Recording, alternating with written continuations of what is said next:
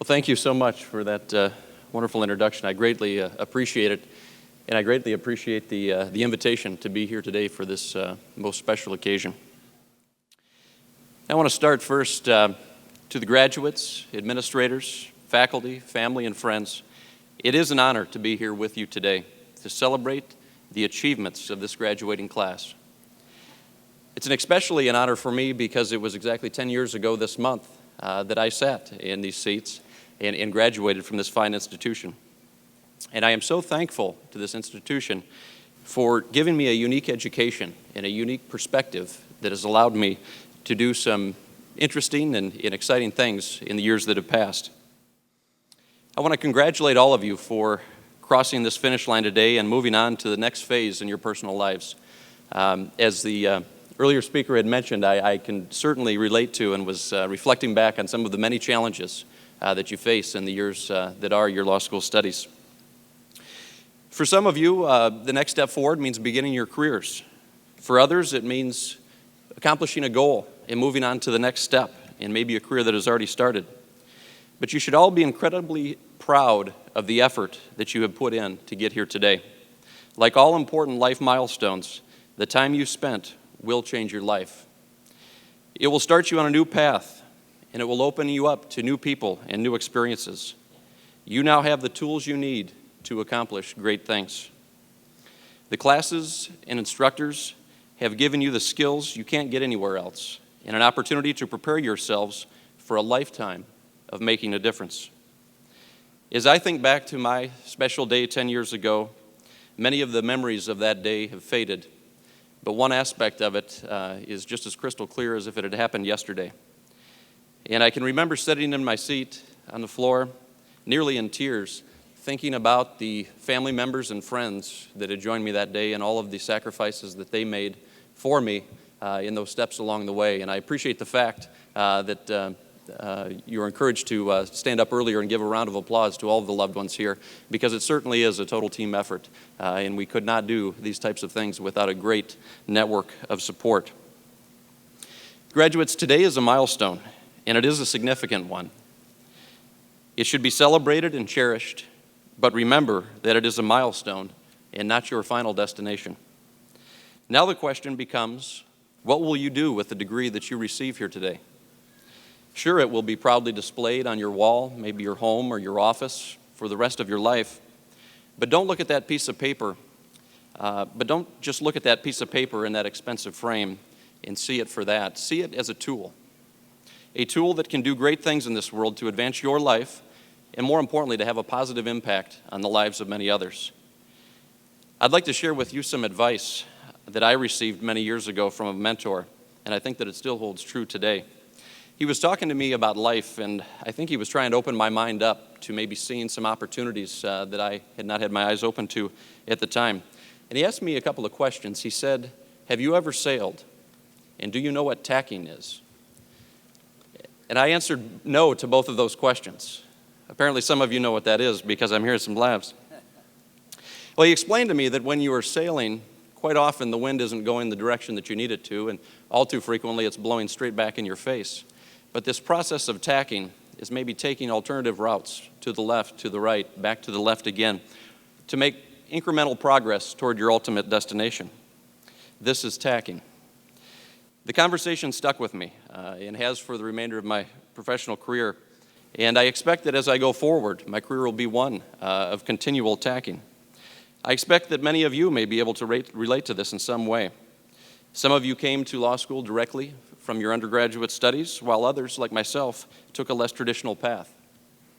After receiving my undergraduate degree, I entered the workforce for a period of a few years while taking graduate classes at night. Law school was not even something that was on my radar at the time.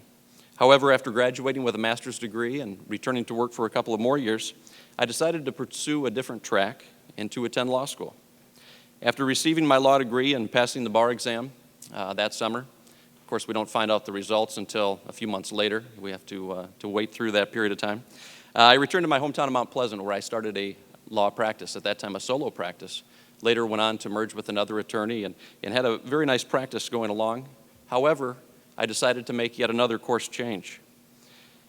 Up until that point in my life, the only elected office that I had ever held was I served as treasurer of my freshman class in high school.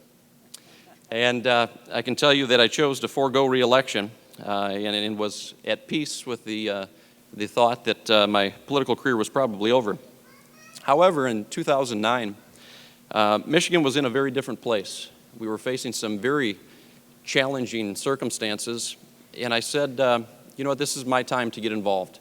I see an opportunity here to do some good. I see community members as well as family members who are struggling on difficult times. This is the time to get involved.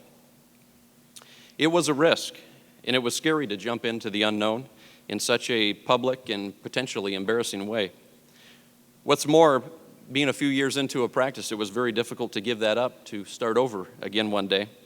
But I felt that it was the right thing to do, and I trusted my gut. Now, 6 years later, I couldn't be happier with the way things have turned out.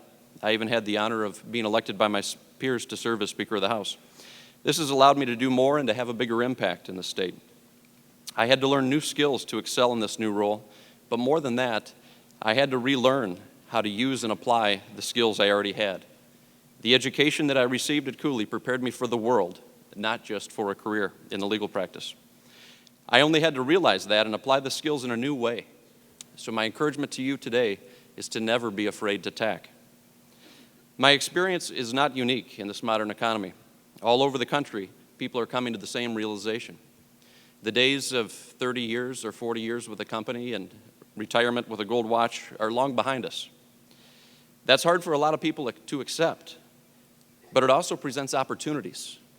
Opportunities for those that are willing to embrace that challenge. Opportunities for people who can adapt their skills and talents in a new way. Many of you here today have already experienced mid-career changes, and maybe that's what brought you here. Many of you haven't had the chance to experience it yet, but you know that you may someday, and so you've prepared yourself. Now that I am in the legislature, I see how all of the training that I received really did prepare me for this. I just didn't realize it at the time. Many assume that most politicians are lawyers, but this is not the case. Having a law degree is very useful in drafting legislation, for having an appreciation on how the words and the commas really do matter, how it's those gray areas that we leave that so many others will spend a career litigating. I was actually surprised to learn that less than 10% of my colleagues are attorneys, although that stereotype is that they all are. Actually, they are doctors and dairy farmers. They are realtors and teachers. They took the skills from just about every possible background and found a way to translate them to have an impact on the world. I am certain that the apple farmer and the store clerk never started their careers planning to one day end up in the legislature, but they did. We all learned valuable skills and found new ways to use them to make a difference. Even though I didn't know what I would end up making of it, I couldn't be happier with my education and the experiences that I received right here. The opportunities I had to grow and challenge myself set the stage for everything that has come after. I hope that sharing a bit of my story will be helpful to you in some small way. I can't wait to see what this group of graduates goes on to do, and I look forward to hearing the stories of your accomplishments. But don't be scared if the circumstances change and all of a sudden you find yourself needing to tack. Believe in yourself, in your abilities, and know that you would not have made it this far if you did not have what it takes to overcome any challenge. Be proud of your accomplishments, but be even prouder of the skills you've learned that will allow you to exceed over and over again. Thank you again for this most special opportunity, and to all of the graduates, my most sincere congratulations. Thank you.